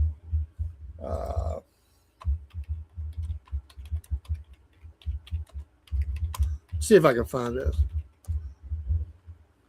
Let's see here. That is not the book, but it is about. I read it on a PDF. I was able to find it for a download. But anyway, he was among the group that came down and stole the general. Oh yeah. He was a Medal of Honor winner. Some of them are buried at the Chattanooga City National Cemetery. But this is not the book I was trying to find. His name is Pittinger, and he was a school teacher or something. But he made it back. Some of them were hung, some of them were killed, and you know that monument where it ended up, the general is right there, you know, down from Ringo. Yeah. Me and Paul went out there and did a. You know, I think I have read parts of it, Broski. I really do. I think, man, I've read so many books about the war. Go to Tunnel Hill, and you'll see the railroad tunnel that the general went through. That is absolutely right. The War of Northern Aggression. They attacked us. Raising of 75,000 troops. That's right. Hey, Dave, go to Tunnel Hill. Do what? Go to Tunnel Hill. Oh, I've been there. Have you seen the tunnel that the general Sure. went through? When they do the battle down there, they always make they used to make the soldiers march up in it. Oh, okay. I didn't know that. They did that to some friends of mine. They marched them in there and marched. It was real hot in there, summertime. They marched them back out. They were going to march them back in there again. All the reenactors refused. So we're not doing it again. So whoever had that bright idea to do it, they're like, we're not doing that. Huh. We're not doing it. And they got out. I've done a few battles. Sounds like it. Not as many as I'd like to have done. But I've done some small ones. I've done some big ones. I've done a lot of living histories. That's fun. You get to talk to tourists. They all think you're a bunch of country bumpkins. They come down with little snooty attitudes up on Lookout Mountain. I've done them up there. And they look down their nose at you, a bunch of Yankees. Yeah. And they're like, oh, look at this. Well, we won the war. We hear all that stuff. And then they would say, so one time we lined up. And he said, when they did living history, so I'm going to have everybody go down the line and tell what they do for a living. And it was doctors, lawyers, managers, business owners, preachers, you name it. And all the people are going, they just thought we were backwoods stupid. And they didn't these guys were highly successful, highly skilled, high IQ guys. And they're just reliving history to bring it alive for you. And they were just so snooty they couldn't get it. So that was our way to shut them up. I mean, it was just like, you had enough, There was a few that came in and said, we appreciate what you're doing. But when you do it in the battlefield, you usually don't get that as bad. But up there in town, it was just, they would laugh at you. We were at Sullivan Island in South Carolina. We had done the burying of the, no, I don't have a chip on my shoulder. But you just get tired of hearing the ignorance. Right. If people won't listen, you can never learn. That's right. I learned a long time ago to listen. And if somebody's going to say something, I want to hear it. And if you refuse to listen, like y'all were saying, the real reasons behind the war, there are many reasons for that war. Many reasons. And the major ones talked about forever, and some people just refuse to hear it. And so we had a girl that came down to our plant one time, and she was from Pennsylvania. And she said, why don't y'all just let it go? Y'all act like y'all are still fighting the war. I said, we are. We're fighting the war for respect. We're fighting the war for to live our lives still as states' rights and have a federal overreach. I said, we're still fighting that with our vote. That's right. And she said, I hate the Gettysburg National Battlefield. I wish they would just mow all that down and build houses. See, that was their attitude. Because me and my dad think y'all are stupid for that. And I said, lady, let me tell you something. You're in the South right now. That's If you right. don't have that attitude, you can leave. That's right. I mean, who are you to come down here and jump down on somebody? We weren't saying anything bad. We're just talking about history. That's right. But she asked it. We didn't bring it up. It was at work. So anyway, I was trying to tell you what event I was. I was at the reburial of the Honley crew. I had the opportunity to be a part of that. Biggest group of people ever since the war, I'm sure, in that capacity. The marchers in the parade numbered 80,000, I think, alone. And there was a lot of my unit. A lot of them rode out, and we. She was a snotty Pennsylvania girl. Yes, she was. She's pretty though. She's pretty. she just needed to know her audience. That's right. It just felt. But anyway, we had marched out there, and the media was out there trying to make it like media. We had to march through a urban city center to get to Magnolia Cemetery. It's a 5.5 mile march. It's a hot day. A lot of people fell out. They're not used to that kind of marching. It was all I could do. I stayed on my feet. I got to the cemetery. I went down to one knee. I asked my commander, my sergeant, I know we got to listen to these funerals, but I said, can I go down to one knee? And he's like, I don't know. And I said, well, I am, because I was just about to give out. But I stayed in it. I stayed in it until the end. But that night, after we were over, we got escorted back to, they picked us up in school buses. We rode through the city in city school buses. Funniest thing ever, with our weapons and all. So we after the event, we were back at Sullivan's Island. We were camping on the ground. That's what we did. We decided to go out to dinner. Everybody wanted to relax for a little bit. A lot of guys put their feet in the sea, and because the feet were just blistered and everything else. I said, I'm not putting my blisters in salt water. But anyway, I took a nap, but everybody wanted to go eat, but we're in these smelly uniforms. They're made to be smelly. You never wash them. Right, it's supposed to be original, like back in the time. That's right. So we were going to go. I said, let's just hit a drive-through and eat. I'm thinking, all the guys are like, no, we want something good. So they wanted to go to one of the little trendy restaurants that was on the island. Everybody wanted seafood. I just went along. I'm always a get along, go along kind of guy. So I'm like, whatever. Me too. So we go to this seafood place. It's like an old house. It's not a big house, but it's a house that they actually made into a restaurant. And we were at the door. We couldn't even get in. And there was a drunk girl in front of us on the other side of the door. And she turns around and sees us, and she starts just dying laughing and pointing at us and telling other people, look, we can imagine what she's saying. And one of our guys got so mad, we had to hold him back. Like, he was going to go in there. He was mad. He was ready to take on the group. He got really offended by it. So there was about 8 of us. So to keep us all together, it was 7 or 8 of us.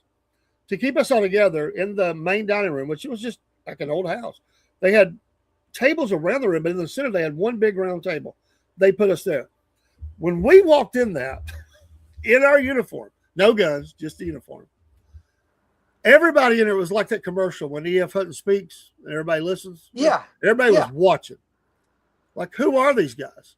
So we all come in and sit down. I'm sure we smell like the river. And all these people are just sitting there looking. And there was this one guy. He looked like he was about 3 sheets to the wind. He looked like he's probably a lawyer or something. And he said, he lightened the mood. He said, is the war still going on, guys? And we said, yeah. He said, who won? We said, we did. Good. And everybody kind of went back to eating, and we had a good time. But I was like, golly, I don't want to go in here, man. A lot like this, but we did it. That was an amazing event. 7 funerals, 7 men. Everybody had a different faith. 7 funerals that we said, blazing sun. Thank God for the ladies that gave us ice cold lemonade and some cookies when we first got in the cemetery, because we were all done. It was so hot there. I saw people pass out. My goal over the shoes that we wear, they're not made for asphalt. They're made for grass and dirt and all that. So our feet were burning. It was a very hot day. So they would want to stop us to give us a rest for 5 minutes. but we couldn't do it because it was burning our feet so bad. We'd say, just keep going, keep going. So you had to send formation, keep marching, keep marching. The uniforms will burn you up, and people are falling out. And that last mile and a half, I'm thinking, don't pass out, don't pass out. Get in that cemetery.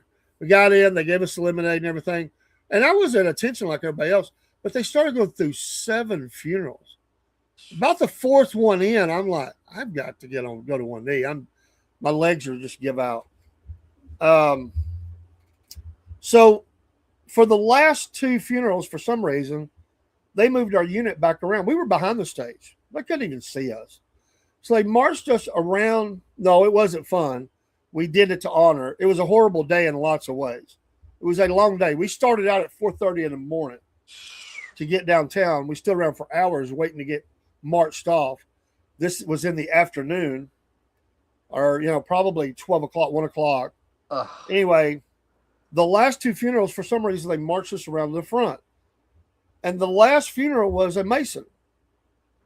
So you had all these Freemasons showing up out of the crowd. I mean, I don't know where they came from. They're holding all their symbols and everything. Even some of the guys that were reenactors, they started showing all the. How old was it at that time? I was still in my. I'm trying to think. I think I wasn't 40 yet. I was in my 30s. But see, the uniforms burn you up. The thing that a lot of people don't realize, the uniforms these men were wearing were meant to keep you warm in the winter and cool in the summer. But they absolutely did the opposite of that. They would freeze you to death in the winter, and in the summer you would burn up. And there are many stories in the war of all the soldiers that fell out. And that was the biggest loss of army marching in the war, was the soldiers. They couldn't take it anymore. They would just fall out. They had horrible food, they had dysentery, all this stuff, and they would just fall out. They were always trying to get the stragglers caught back up. And in the last, like I said, here we are, we're out, and we're standing at attention. And yeah, wool. That's it. And you've got your equipment on. You've got your cartridge box. You've got your canteen. Some of the guys are carrying their blanket rolls, medical kit. You're loaded down. I mean, you got a lot on you, because we're fully at. I think we even had us fix bayonets because it's the proper thing to have the bayonet on during a service. The gun weighs 9 pounds. Fortunately, they let us go at ease during the services, so it's sitting on the ground, but we're having to hold it. If they go to attention, that's 9 pounds. When you're having to go to attention, that's 9 pounds you're holding in your hand. I used a replica 1858 infield. Some use Springfield, some a few other things, but that's what most men used, was the infield, English arms. And then all these Freemasons, that kind of got me I was like, where'd all these guys come from? I didn't know there's that many Masons around us. But it was an amazing day. Like I said, it was great to honor these men. They've been under the ocean for all that time, 100+ years. Good Lord. And it's an amazing story. It really is. But that morning we were riding through the streets. All the bus drivers were African Americans, and we were sitting here with our Confederate uniforms with rifles, and people that were jogging or walking to work or whatever, crossing the street, they'd look up while he was at a red light, and you could tell they're thinking, what in the world's going on? It was fascinating. That night, we spent the night, and then we rode back the next day. So we went out on a Friday, spent the night, it was all day Saturday. And then we spent the night, and then we went, left out before lunch the next day. But it'll wear you out. That was the longest march I'd ever done through streets. I bet. Continuous. Like you'll end up marching a lot in a battle. They move you, all this, but you're stopping, you're doing different stuff. Some units are held in reserve. These are thousands of men and women, because there were a few women portraying, because some women did slip into the military, and there were civilians that were allowed to be there. But mostly it was men, and they were marching through the streets of Charleston and to the cemetery. So you started, what's it called? Battery Point, I believe it's called. We started there all the way to Magnolia Cemetery. I think that was called. Good Lord. And it was a long service. I bet. Long. I'd say about 2 hours. Dang. In the hot sun. And then they were burying them all. They gave them the gun salute and all that stuff. It was great to see. I mean, it was amazing to be a part of. It'll never be done again, and there'll never be nothing like that. They're No, never it going to. won't. They'll never find another group of men like that. And it was a once in a lifetime shot. Right. And I said, I'm not missing this. There is occasionally remains found, and they rebury them, but these were at the bottom of the ocean. They found a lot of stuff. They found, the commander, his bent. Everybody thought it was a myth. A lot of people did, but he always said that a gold coin or whatever it was saved his life at Shiloh, and they found that in the bottom of it. It was curved where the bullet had hit it. One of the guys they didn't know. They don't even know his name. They never at that time. I don't know if they have now. They never could confirm it. So he just got like a regular Christian burial. But what I mean is traditional, because there were different kinds. I mean, you had the Mason, you had the Freemason, you had Catholic, you had Lutheran, there were different ones. I don't remember what all. I'd probably get it wrong if I try to remember. But each one has it had a different preacher step forward, and they were doing things that were more traditional to that, or not more, just like that. But I remember one was Catholic. He might have been the commander. I don't remember. One of the guys, they just had some preacher come. They didn't know what he was or if he had a faith at all, and he was unnamed. But they reburied the remains back in that cemetery together in a row. Pretty amazing stuff. It was. I've never had a chance to go back. I'd like to go back and retrace it, drive it, and just see what happened. Because when you're in the middle of something, you don't really get to enjoy the full scenery and everything, because you're marching. Your eyes are straight ahead. You can't be looking up, and checking things out. You're trying to stay in step. Right. And, there's drums playing. There's lots of, you got to listen for your commands, because sometimes they have to turn the unit slightly, or even make a turn. And so you have to be paying attention. So you can move your eyes a little bit, but you can't really move your head to look at what's going by. Good night, broski. I'm fixing to get off here too. Let me get my wife in bed, but thank y'all for hanging in here. But it's great, and I wish I'd have done Gettysburg. I really do wish I'd done that. Oh yes. I didn't do a battle at Shiloh, but I've been to Shiloh. There's a few that I would like to do that I didn't get to do. But I have visited a lot of them, like New Market, Shiloh, Chickamauga, obviously, the Resaca, Tunnel Hill, some of the Atlanta campaign around there. Yes. Blue Springs up above Knoxville. I did a reenactment there. It was actually maybe my favorite reenactment I ever did. It was small. It was real cold that weekend. We had a great time.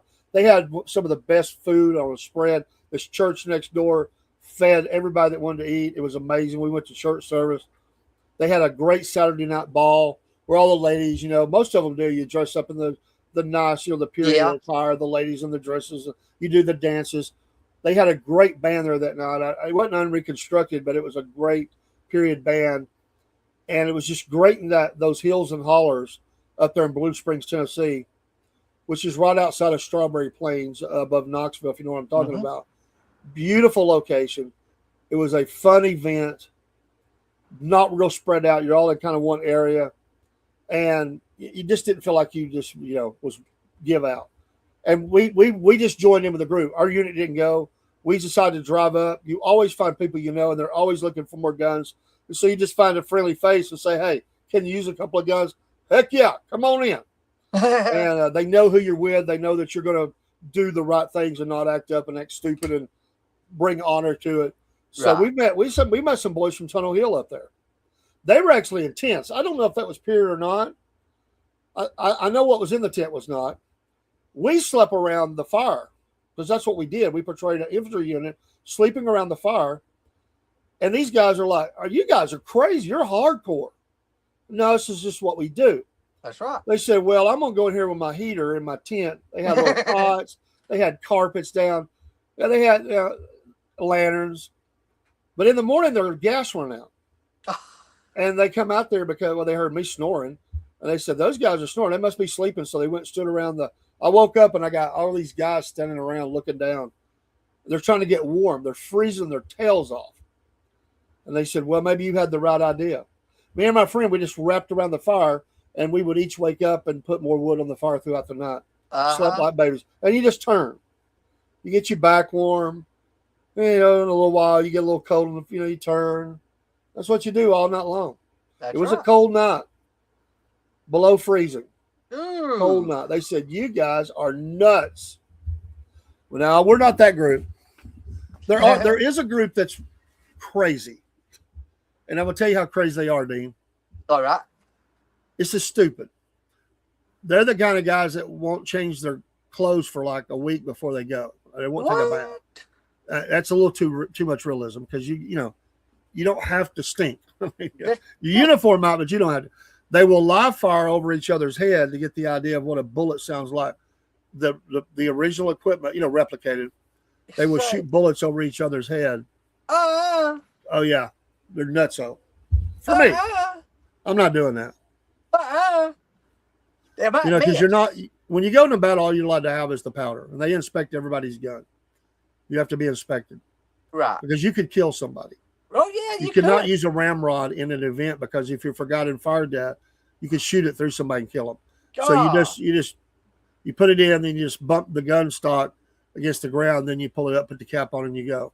Right. That's what you do. You may triple load sometimes, but you never use anything like because it's dangerous. You can't do It that. is. So Yeah. there was a guy that came to an event, and I don't remember where it was at. Oh, Dean has went crazy again. hold it. I got it. He saved it. I got it. I don't remember Go. which event it was at, but the idiot came with live bullets, and he was banned forever from every event everywhere in that association. Oh, You Lord. can't do that. You could get it shut down. It's a liability, and you could kill somebody. I Right. think he might have even fired one bullet. Oh God. What I heard. Somebody Like- knew that crack didn't sound like just gunpowder, and they went and got him and arrested him. He was arrested. Oh You Lord. know, you sign all these agreements. You can't do that. No. That'd be. But a lot of stupid. it's changing now. The national parks are changing. They're twisting the stories up. They don't want to have the guys that put all this time in. They hire their own. They don't portray it right. The one we're next to here, I think they still do, but there has been changes. They try to change the narrative all the time and change the story, and it's ridiculous and it shouldn't be Right. like that. Right. And then they started getting hardcore on us. They would say you have to have a ranger for every 10 guns. Well, you can't. There's not that many rangers. So if you wanted to bring 30 or 40 guys out to do marching, firing, and all that, you'd have to have 4 rangers. They're not going to do Right. it. The most we ever got was 2, and that was hard to get. And it just got too aggravating to try to arrange it. Mm. So, and I got out of it. I was really busy with ministry, but it's fascinating. It really is. Do you miss it? In ways, in other ways, no. I don't. I miss all of the camaraderie. I miss all of the being out there and a feeling of what it must be like a little bit. Right. Sleeping on the ground for me now would be very difficult. Yes. I don't miss that. No. The marching, endless marching. I'm listening to a guy, and you're trying to be obedient to that, but he's just a guy. He's got a title, and he's putting you through these paces, and sometimes they get a little carried away. Right. And you're like, dude, none of us do this every day of the week. You do some practice sessions to get your unit working together. It gives you some, you're working together. But these guys are not. It's a young man's game. But if you get older, you just go to artillery. That's right. I know guys that done their whole life. Oh Lord. I don't, you can still portray old guys because at the end of the war, there was a lot of old young boys and old guys. Right. Right. But honestly, the best, it would be a young man, 16 to about 22, thin as a rail, strong. I don't mean thin like weak, but very good shape, with a beard, mustache. They have the most striking pose on that because that's what and not very tall. We've gotten taller over the years. A lot of these guys were 5'10" or less. I didn't know that. Yeah, we've it's the stuff they're putting in the food, man. Up, out, Yeah. I didn't know that. I didn't know. I didn't Those know there was guys were short. farmers. They were strong as an ox, but they were young and they were in shape. I didn't. They I need didn't. I didn't. crap. I didn't know there was short guys. I thought A there's lot of them tall were, yeah, guys. a lot of them were. So, Well, oh, you're welcome, Mom Lynn. Appreciate you stopping by. I got all this information up there. It was fun to reminisce a little bit. Didn't plan on it. Like I said, I was just right. um, there. I may share one more, and I Okay. gotta go. Go for it. I had a friend. We used to work with him at the plant, Dean. He's the one that got me in. I was really researching my family history. I've always loved that period of American history, and so anyway, and then it's a whole nother story I have to share one time. But I didn't get to go. But he went to Appomattox, the battle of around the battle, and then Yeah. the surrender at Appomattox. Yeah. This thing hit him like a ton of bricks. Like it's not changed since the war, really. I mean, it's out in the middle of nowhere. It's woods and a house and a road. I mean, it's like there's no modern conveniences. Like you don't see a gas station sitting there. So it feels the same in many ways. It would look the same and sound the same as it did 150 years ago, or 151 now, or whatever. But there are a couple of battles you can fight, and then they do the surrender. So he fought the battles, at least one of them, maybe two, but he did the surrender. And these guys, they signed their allegiance back to the American USA, and then they marched down that road. And the guy who played Lee, because Lee was there at Appomattox, he went down that road, Right. and the men cheered him. Yeah. And after they did that, he's marching down that road. He broke down and wept. And he said, I had the most empty feeling I've ever felt in my life. He said, I could only imagine some of Stonewall's brigade and some of those that were there. Those guys, some of those were new, but a lot of those men, they had fought all the way through the war.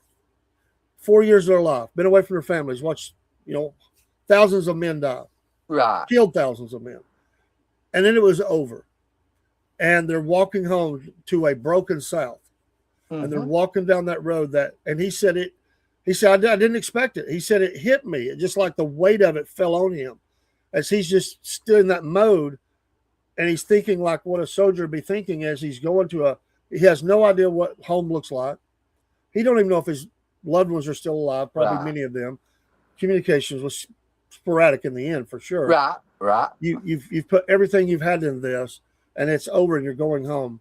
And he told me, he said, Dave, I'm going to tell you, I'm glad I did it, but I will never do it again. Will never do that again. He said it's the most sadness he's ever felt in his life. And this is a guy that at one time went through a 6 months of depression, and he had to fight real hard to get out of it. And he did. He was a very positive, he loves to laugh. He's full of life. He's a great guy. We're friends. He said that broke me. He said, I walked away thinking I will never come back here again. I cannot handle that feeling.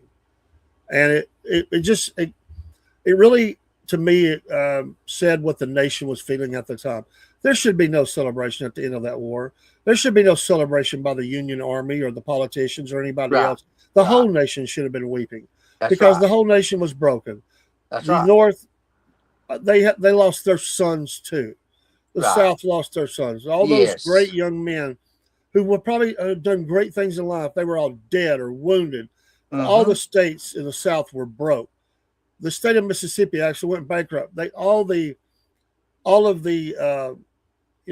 prosthetics they had to give to the soldiers who came back broken without limbs and stuff, and the ongoing care, it broke them. That's why they didn't ever put a monument in the park. They're still trying to do that. There's no pathway for them to do it. I don't think they've ever did it. Mississippi was broke. The farms were broken. The families were broken. Families were broke apart. They didn't talk to each other after that. Some of these soldiers came back, and the deaths kept going. These people came back. They were injured. They died of infection and gangrene and they struggled. They come back. They couldn't farm anymore. They were missing legs. They were missing parts of their jaw. They were deformed.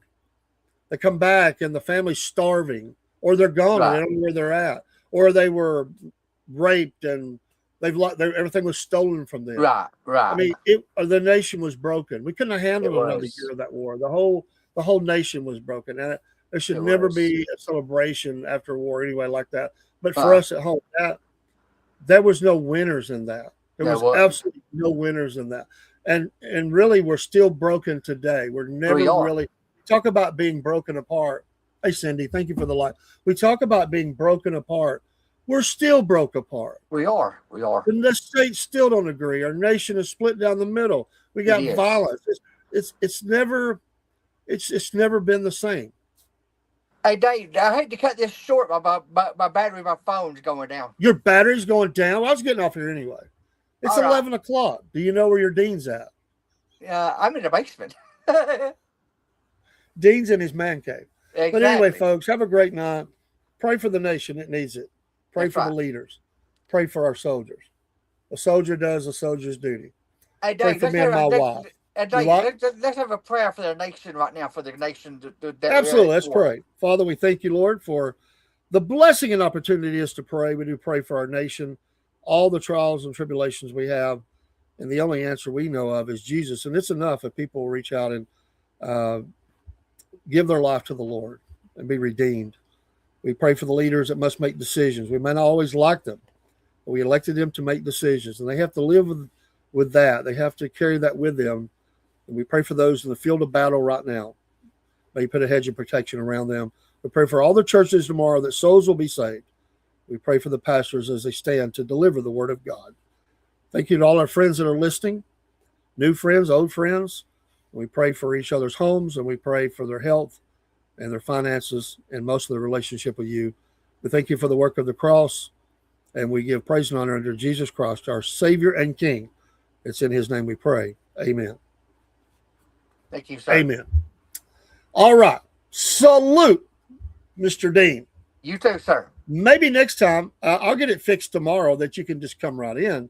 Okay. Maybe StreamYard will give me all my stuff back. If not, I'll just redo it like I can rebuild it like the $6 Million Man. Yeah, I can rebuild it. There's songs missing. I got a lot of the backgrounds and overlays up, but all my library is gone. They got to fix this by the morning. We'll sign off at midnight. It better be back. All right, you have a good. See ya. See ya. Let me get. There we go. Maybe. That wouldn't work. See, it's even messed me up on that. What in the world? I didn't do I'll just it. play a different song. Okay. There it is. Tell you, it's first.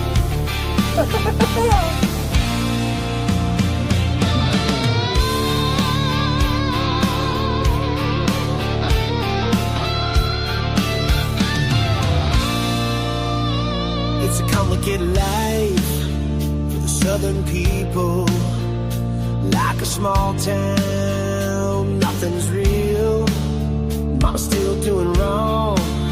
Don't tell the preacher. Nothing really changes except the weather. If you can't